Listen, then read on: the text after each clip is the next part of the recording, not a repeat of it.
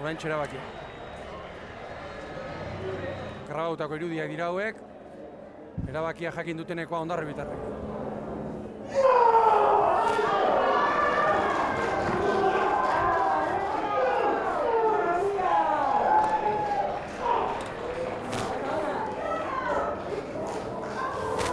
Francis González Txabarri eta Koldo Díaz dira Hondarribiako ordezkariak.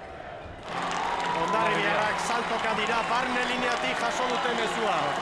Elegitea ontzat emana dute behintzat, ala dirudi. Ala dirudi eta begira. Begira Bermeotarren erantzuna. Hor da Hondarribiarren posa eta lasaitasuna eskatzen du. Baina nozek, elegitea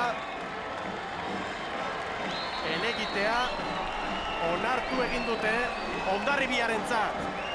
Izango da bandera Eneko Bakoren bere. Izo lasaia da Eneko, erotuta Baserre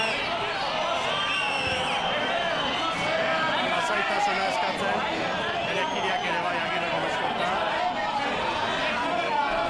Izo lasaia da Eneko, Eta gauzak hor bere honetik atera gabe, ea pakea dugun. Joseba ere orduan barruan zen.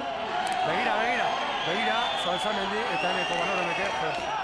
Hau da itxura.